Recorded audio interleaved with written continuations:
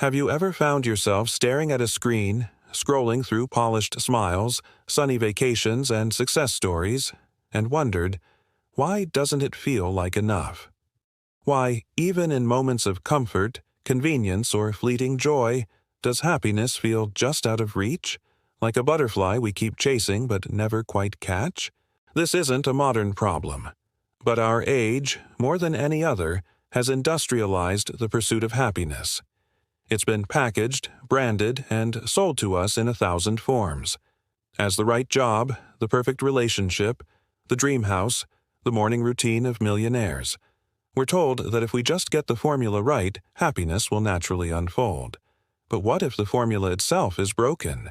What if we've been asking the wrong questions all along? In modern society, happiness has become a performance, something we are meant to display to others.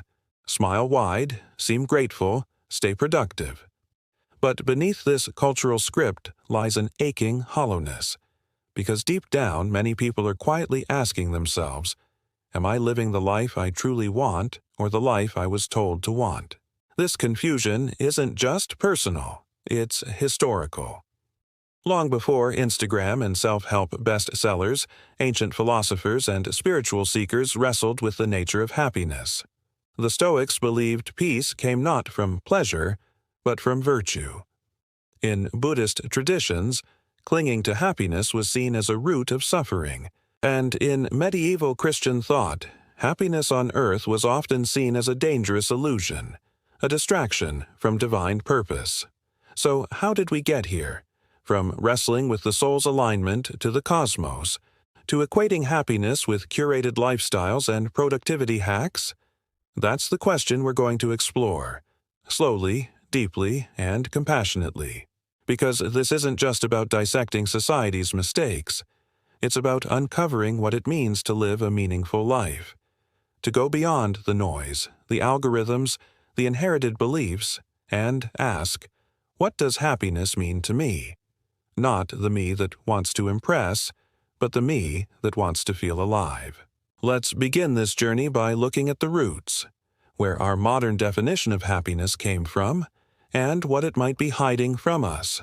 To understand how modern society came to deceive itself about happiness, we have to go back, way back, before smartphones and self-help books, before capitalism, before psychology, even before the printing press. Because the story of happiness is not just a story of emotion, it is a story of philosophy, of economics, of power. And like all stories that shape culture, it began with a question that no one could quite answer. What does it mean to live a good life? In ancient Greece, happiness wasn't about feeling good. It was about being good. Aristotle used the word eudaimonia, often translated as flourishing or well-being. But for Aristotle, flourishing wasn't about pleasure. It was about living a life of virtue, wisdom, and purpose, a life where you actualized your potential and contributed to the greater good. Pleasure was a byproduct, not the goal. The Stoics took it even further. Figures like Epictetus and Marcus Aurelius believed that happiness came from aligning oneself with nature and reason. If you could remain calm in the face of adversity, if you could control your inner world, then you could be truly happy, even as a slave, even as an emperor. In their world, external events didn't determine happiness. Your judgment did. Eastern philosophies also had a radically different understanding. In Buddhism, for example, happiness as we think of it, joy, excitement, pleasure, was seen as fleeting and unreliable. True peace came from non-attachment, from recognizing the impermanence of all things. The more you clung to good feelings, the more you suffered when they slipped away. This wasn't a pessimistic view. It was a freeing one. Let go, and you could finally breathe. Across the ancient world, happiness was not something you chased. It was something you became, often slowly, through discipline, reflection, and surrender. Then came a shift. As the centuries moved forward, especially through the Renaissance and the Enlightenment, the Western world began to place more emphasis on the individual. Autonomy, personal freedom and rational self-interest became central values. The question, "What is the good life?" gradually morphed into, "What makes me happy?" It was a subtle but profound transformation. The Industrial Revolution brought with it unprecedented material progress, but also a new kind of alienation. Work became mechanized. Life became faster, louder, more crowded. The rhythms of nature were replaced by the tick of the factory clock. And in this new world, happiness began to be linked to external conditions: income, possessions, status. The more you had, the happier you must be, or so it seemed. This is also when advertising began to play a crucial role. In the early 20th century, people like Edward Bernays, nephew of Sigmund Freud, revolutionized marketing by tapping into unconscious desires. Products were no longer just practical tools. They were symbols of happiness, success, and self-worth. A car wasn't just a machine. It was a sign you had made it. A brand wasn't just clothing. It was identity. Suddenly, happiness was no longer a path inward. It was something you could buy, something you could post, something others could see. This created a feedback loop. Society told us that to be happy, we needed more. More money, more things, more productivity. And if we weren't happy, it meant we were doing something wrong. Maybe we weren't working hard enough. Maybe we weren't manifesting correctly. Maybe we needed to optimize our morning routine. Even psychology, at first, played into this. In its early days, psychology focused largely on illness, on treating neurosis, depression, dysfunction. Later, the field of positive psychology emerged to balance the scale. But even that, in some circles, began to sound like a productivity manual. Gratitude journals, flow states, growth mindsets. All useful tools, but often stripped of their depth and reduced to bullet points on a self-improvement checklist. This is not to say these ideas are wrong. Many of them are deeply valuable. But when they're presented without nuance, without soul, they can reinforce the very problem they aim to solve. Because here's the real issue. We've confused happiness with stimulation, with comfort, with validation. But real happiness, deep, sustaining peace, isn't loud. It doesn't always sparkle. It doesn't need an audience. Historically, the happiest societies were often those most deeply connected to community, to purpose, to ritual. Indigenous cultures, for example, placed a strong emphasis on collective well-being, on respect for nature, on storytelling, on intergenerational wisdom. In many of these societies, happiness wasn't even a word people used often. What mattered more was harmony between self, others, and the world. Today, we live in a culture that isolates the self, that pushes the myth of the lone achiever, that sells the dream of independence as the ultimate freedom. But freedom without connection is not joy. It's loneliness in disguise. And so here we are, surrounded by technology, choice, and comfort, yet more anxious and depressed than ever before. Not because we're broken, but because the blueprint we were handed was. We were promised that happiness would come from the outside in, but history tells us otherwise. Happiness has always come from the inside out, from how we think, how we love, how we connect, how we grow. So before we move forward, we must acknowledge this. The modern definition of happiness is not a universal truth. It is a cultural construct, a story we inherited, and, like all stories, it can be rewritten. The next question, then, is, what does modern psychology say? Are there tools, backed by science and soul, that can help us reclaim a more honest, grounded version of happiness? That's what we'll explore next. Modern psychology has given us extraordinary insight into the human mind, but it has also revealed something unsettling. Many of us don't really know what we were chasing. We say we want to be happy, but when we look closely, what we often pursue is not happiness, but relief. Relief from anxiety, relief from comparison, relief from shame, and we call that relief happiness. but it's not the same thing. To understand this deception, we have to look at how our minds work, especially in the world we live in now. The psychologist, Martin Seligman, one of the founders of positive psychology, distinguished between 3 levels of happiness. The first is the pleasant life, chasing pleasure, minimizing pain, seeking comfort. The second is the engaged life, using your strengths in meaningful ways, getting into flow states, doing what you're good at. The third is the meaningful life, connecting your existence to something larger than yourself. Most of modern society is stuck in the first level. We seek the dopamine hit, the instant reward. But neuroscience tells us that the more we stimulate the brain with short-term pleasure, the more numb we become to it. The reward system adapts. It wants more for less. This is how addiction forms, not just to substances but to phones, to praise, to being busy. The deeper issue is this. If we rely on external validation to feel good, we become prisoners of other people's perceptions. And this is not a design flaw. It's an evolutionary survival strategy. Human beings evolved in tribes. Belonging meant safety. Rejection meant danger. So our brains are wired to care about what others think.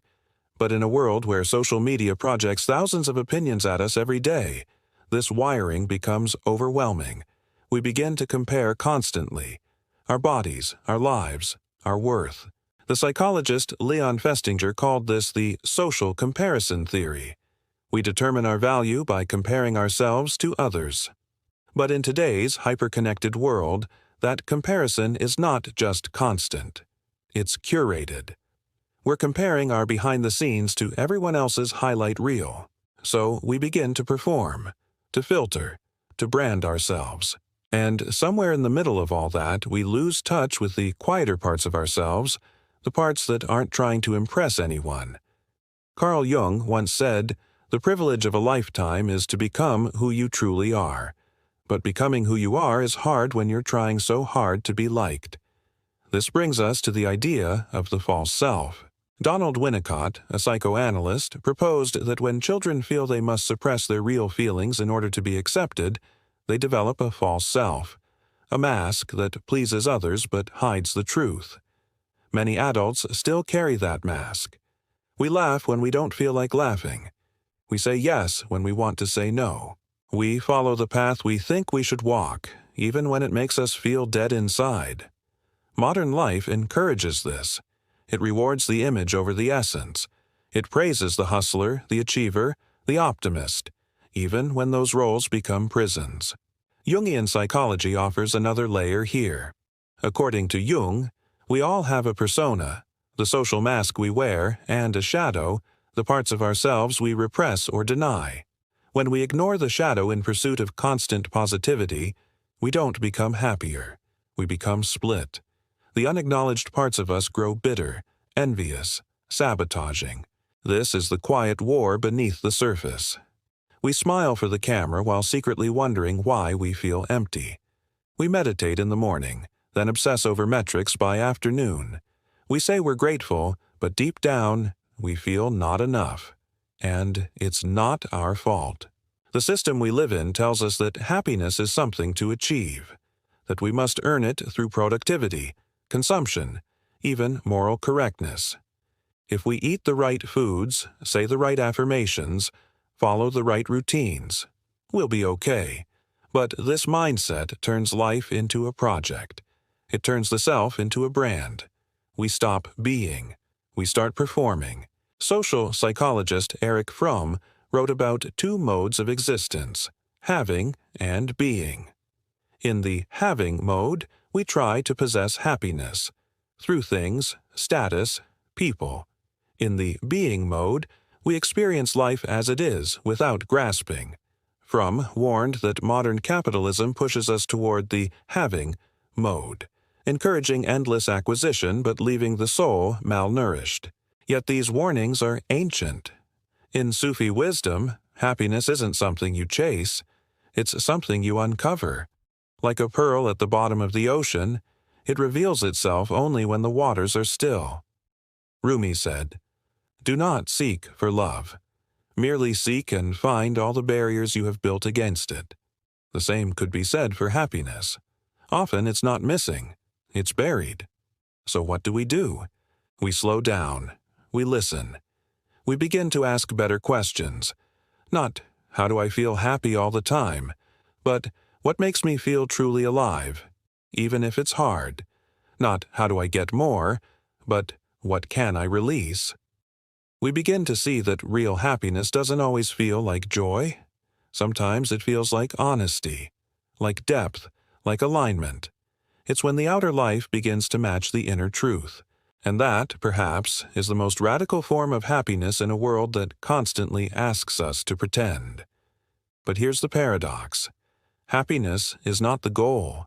It's the consequence of healing, of presence, of wholeness. The psychological models, from CBT to Jungian depth work to somatic therapy, are all trying to get us to the same place. A state where we are not at war with ourselves.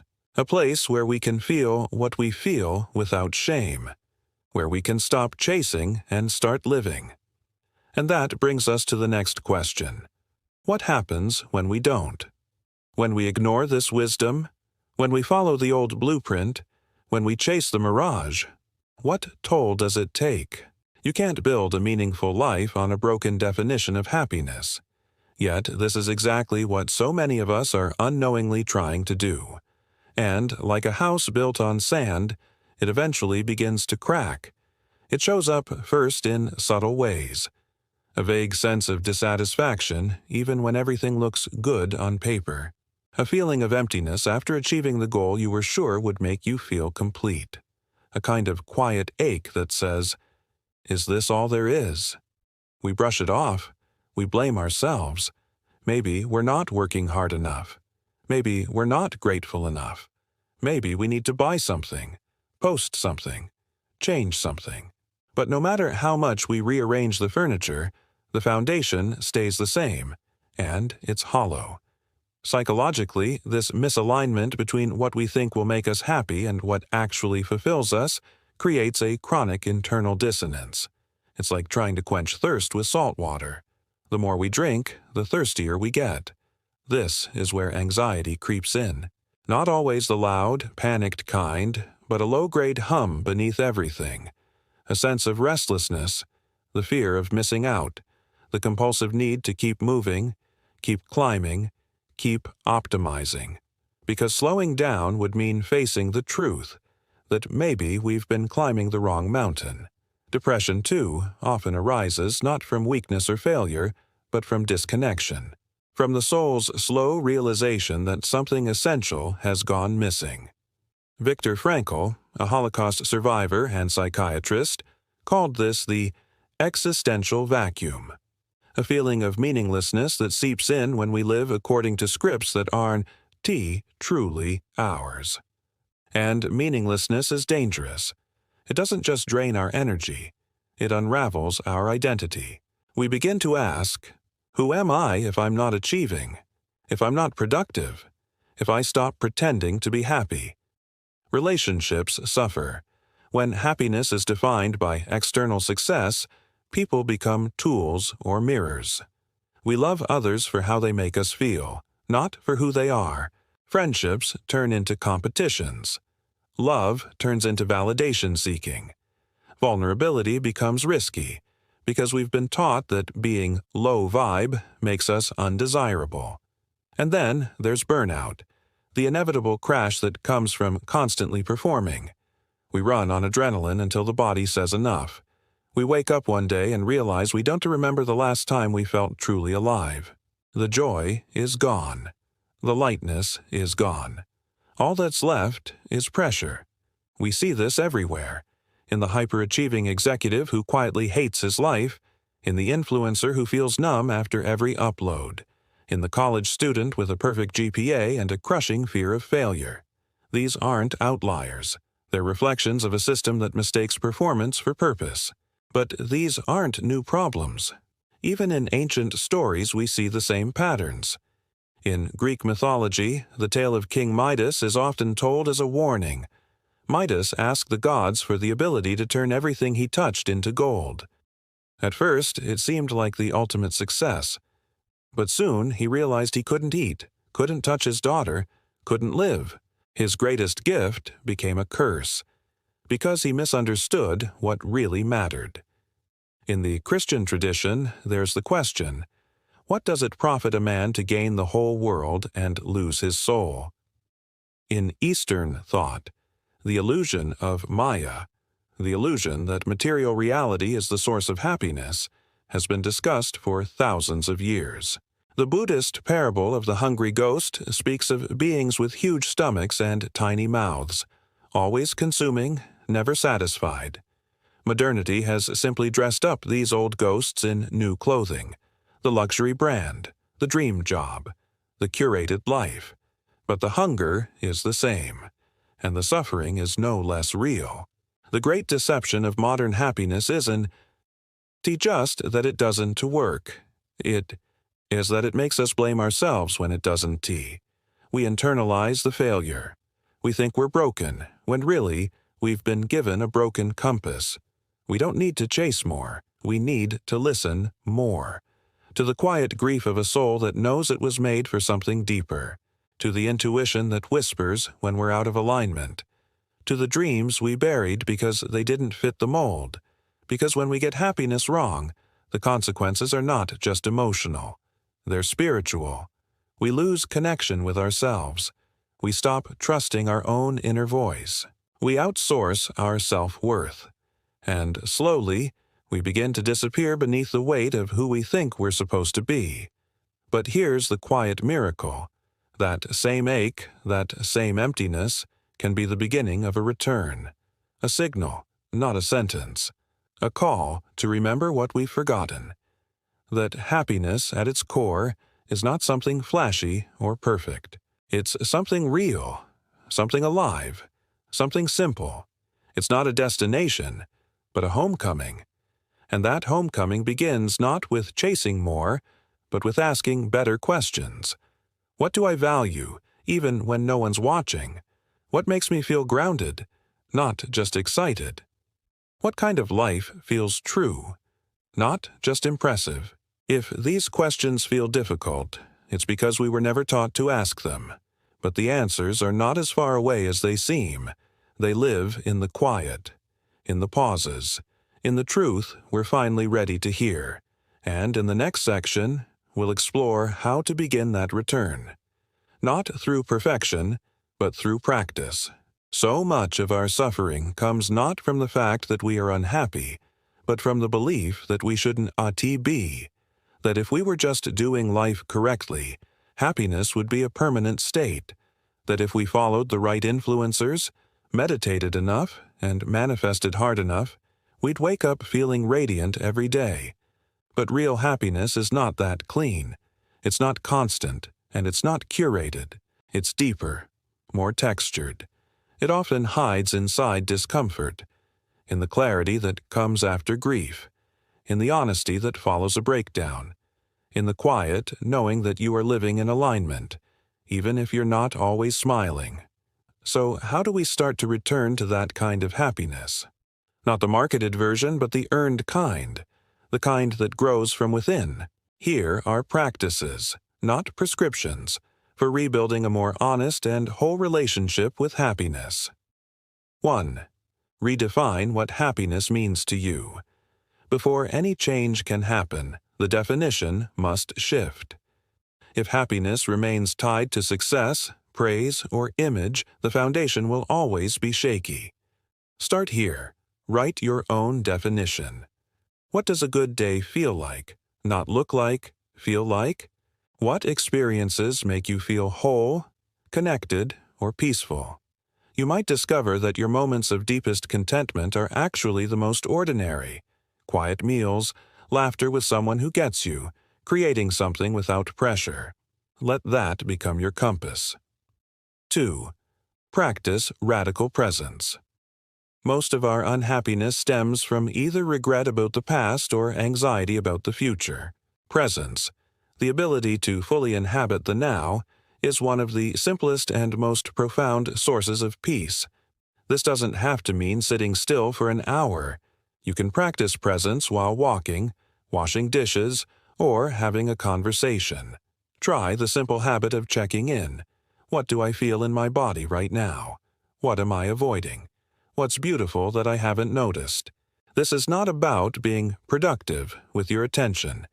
It's about returning to your life. 3. Embrace emotional honesty. In the pursuit of happiness, we often suppress the emotions that don't fit. But emotional repression does not lead to peace. It leads to disconnection. You can't selectively numb feelings. Instead, make space for all of it. Journaling can be a powerful practice here. Not to fix yourself, but to witness yourself. Ask, what am I feeling? What might that feeling be trying to tell me? CBT, cognitive behavioral therapy, offers helpful tools for noticing distorted thinking patterns, catastrophizing, all-or-nothing thinking, or mind reading. But alongside correction, allow compassion. You're not broken. You're becoming. 4. Reconnect with meaning, not metrics. Our culture loves numbers, steps, likes, revenue, followers, but a meaningful life is rarely quantifiable. Viktor Frankl, whose survival in concentration camps led to his work in logotherapy, argued that human beings need meaning more than they need comfort. So ask, what gives your life meaning?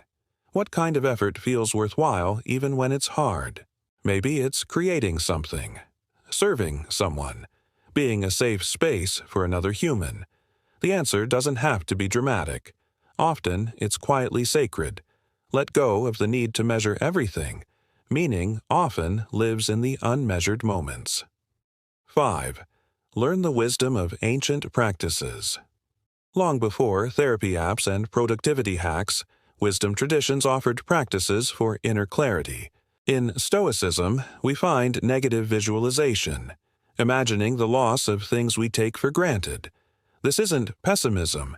It's a way of waking up, of remembering the miracle of what already is.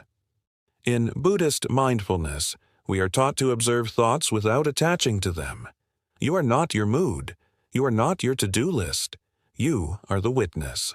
In Sufi mysticism, happiness isn't a goal.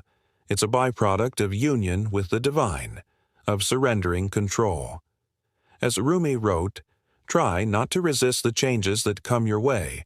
Instead, let life live through you. These are not just poetic ideas. They are ancient psychological technologies, practices for becoming less reactive, more centered, and more whole. 6.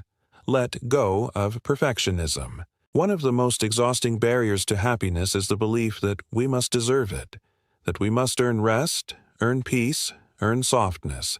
But your worth is not conditional. Start small. Let your home be messy for a day.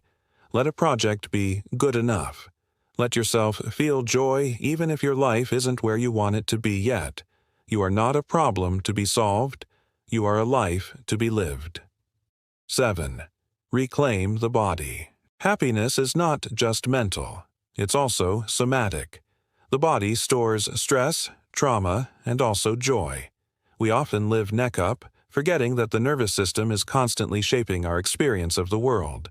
Somatic practices like breathwork, gentle movement, or even just lying on the ground and feeling supported by gravity can reconnect you to yourself. Touch your life with your body, not just your thoughts. 8. Build real connection. Isolation is one of the great silent killers of happiness. We're more connected than ever digitally, but real emotional connection takes courage. Start with small honesty. Say how you actually feel. Ask someone a deeper question. Spend time with people who don't need you to perform. And if you can't find that community yet, be that space for yourself. Be the safe presence you're seeking. 9. Create, don't just consume. In a world of constant input, creativity becomes a form of rebellion, not for applause, but for expression. Write something, paint badly, cook a new meal, sing off-key. The point is not to impress, it's to feel alive. Creation is a portal to presence. None of these practices are instant. They're not magic buttons. But they are doors, yet small, daily doors back to yourself. And through those doors, something begins to shift. You stop performing and start feeling. You stop chasing and start noticing. You stop asking, "How do I fix myself?" and start asking, "How can I love myself as I am, while becoming who I'm meant to be?" And that is the soil in which real happiness grows. Next, we'll look at how to bring all of this together, how to see your story not just as a personal struggle, but as part of something larger, something human, something ancient and alive.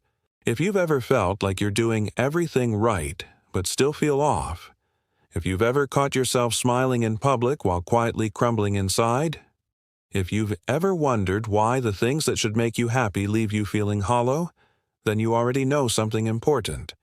You already know that the definition we've been given is incomplete. Modern society teaches us to chase, to climb, to collect, but it rarely teaches us how to come home to ourselves. And maybe that's the deeper crisis. Not a lack of happiness, but a lack of belonging to our own lives. We forget that happiness isn't a product.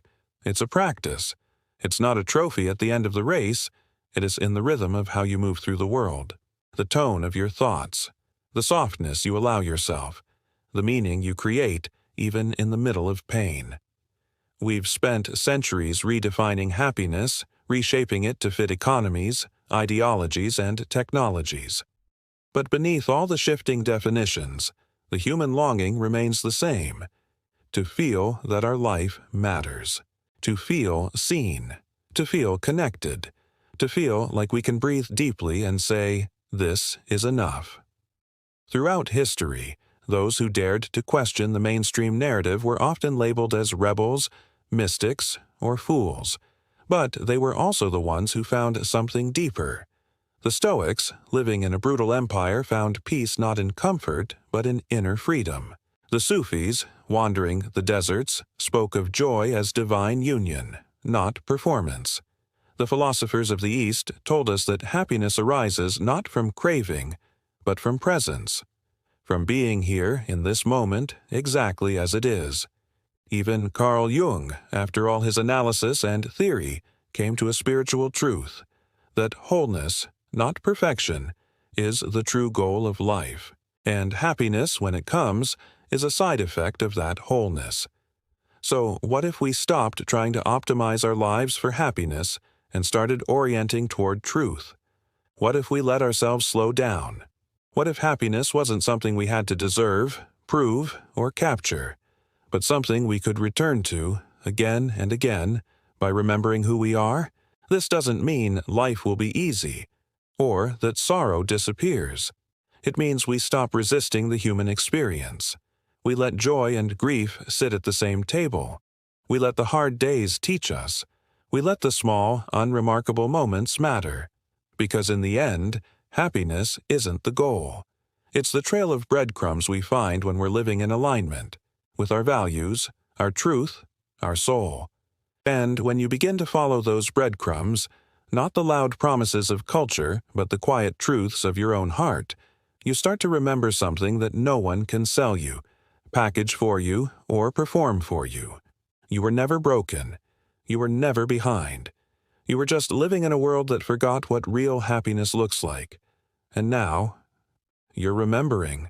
So ask yourself, not as a productivity exercise, but as a human being, what kind of life would feel like a return?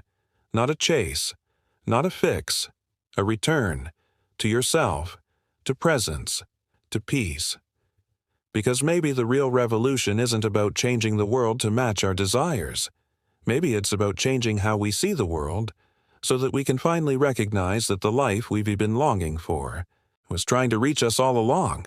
If something in this video stirred you, if it made you pause or breathe a little deeper or remember something ancient and true inside you, then this space was made for you. We live in a world overflowing with information but starving for wisdom. A world that tells us what to buy, how to perform, who to become, but rarely teaches us how to listen to ourselves, how to heal, how to be. That's what this channel is about.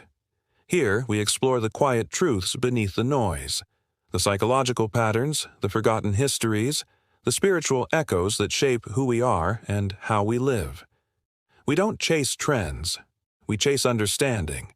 And not just for the sake of insight, but for the sake of real transformation, because you deserve more than surface-level motivation. You deserve depth. You deserve content that respects your intelligence, your struggles, and your story. So if you're someone who wants to live with more clarity, more meaning, and more inner freedom, if you've ever looked around and thought, there has to be more to life than this, then consider subscribing, not just to this channel, but to yourself, to your growth, to the slow, beautiful, sometimes painful process of becoming who you truly are. We'll dive deep into topics like emotional resilience, self-worth, ancient philosophies, modern psychology, boundaries, power, and healing. We'll use story, history, and introspection as tools, not just for thinking, but for remembering what's been buried. You're not alone in this. There's a whole community of us, people waking up to the truth that success without soul is empty, and that healing is both an individual and a collective act. So if you're ready to go deeper, welcome. You belong here. And your journey, your real journey, is just beginning.